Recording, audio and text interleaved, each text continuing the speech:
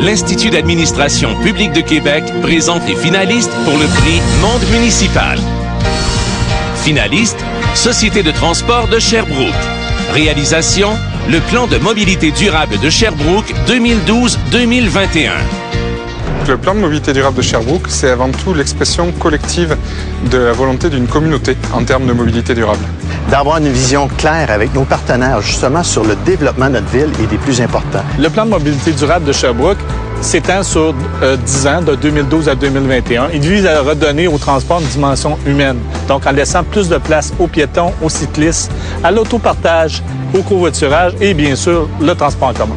Sherbrooke, on n'a pas de problème de congestion, on n'a pas ou peu de problèmes de stationnement également. Donc ça permet vraiment une volonté très forte de la part de tous les acteurs pour mettre en avant la mobilité durable. Le plan était plus innovateur. Il découle d'un forum qu'on a fait sur la mobilité durable. Une première qu'on est allé chercher les gens de Sherbrooke, la province, du Canada et même des gens de l'Europe qui sont venus nous conseiller pour mettre en place un plan de mobilité durable. Et ce plan-là, aujourd'hui, comprend 33 actions qui ont été développées avec 35 partenaires de Sherbrooke de 5 sphères d'activités différentes. C'est un outil extrêmement important de convergence entre les politiques. Donc les politiques de transport, d'aménagement, les politiques d'urbanisme. Ça nous permet de nous assurer que tout le monde va dans le même sens. Le plan de mobilité durable, à la veille du schéma d'aménagement du territoire de Sherbrooke, va devenir la pierre angulaire du développement de la ville de Sherbrooke au cours des prochaines années.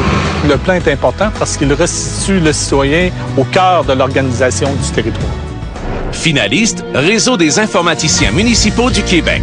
Réalisation, Réseau Intervilles du Québec, Groupe des grandes villes.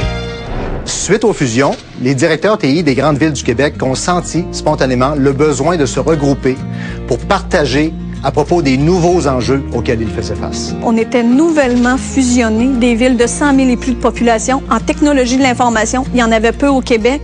On avait besoin d'échanger et ça s'est fait spontanément. On s'est donné un réseau de fibre optique qui nous unit dans le but de partager des accès Internet à haute vitesse et aussi de partager des applications à plusieurs pour faire des économies. C'est extraordinaire. On a fait 15 projets de collaboration ensemble. Des projets qui touchent le partage d'infrastructures et de systèmes applicatifs. C'est très payant parce que dans le domaine des technologies, vous le savez, ça évolue très, très vite. Alors, on est expert un jour, mais le lendemain, il faut recommencer à zéro. Alors, si une ville est un peu en avance sur un sujet, avec elle peut le partager à d'autres, ça évite à chacun de réinventer la roue. Un autre avantage de notre regroupement, c'est qu'on crée un rapport de force face à nos fournisseurs et ainsi, on peut obtenir des économies d'échelle. Notre regroupement au niveau des TI a fait des petits. Aujourd'hui, on retrouve même un regroupement des villes moyennes avec les mêmes objectifs de partage d'expertise. On a créé l'exposition TI depuis 2 ans pour permettre à nos experts de se côtoyer, de s'échanger de l'information pour obtenir les mêmes bénéfices de collaboration que nous avons entre nous, les directeurs. On l'a même ouvert cette année au reste de la communauté, les chercheurs, les étudiants, pour préparer la relève. Vous savez, c'est quoi la force du réseau? C'est que les bons coups de un deviennent les bons coups de tous. Finaliste, Communauté métropolitaine de Montréal. Réalisation, l'élaboration et l'adoption du premier plan métropolitain d'aménagement et de développement du Grand Montréal. Le plan métropolitain, là, c'était compliqué à réaliser. 14 MRC, 82 villes, 700 élus, 103 plans.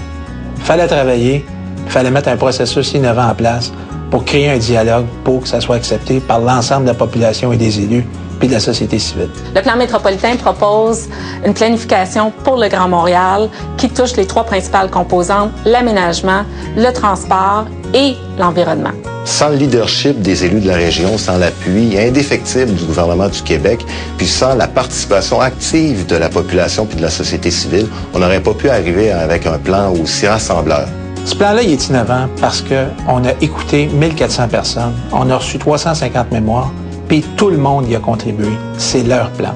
Ce qui est important dans le plan métropolitain, c'est vraiment toute la planification intégrée, aménagement, transport, qui va nous permettre de rebâtir la ville sur la ville en se servant du transport en commun comme armature pour le développement urbain. On a essayé d'arriver avec un plan qui parlait à la population, qui allait faire en sorte qu'elle allait être convaincue qu'on pouvait agir sur leur qualité de vie, autant en matière d'aménagement, en matière de transport et en matière d'environnement. Notre plan, on l'a fait différemment. On a consulté avant, pendant et après.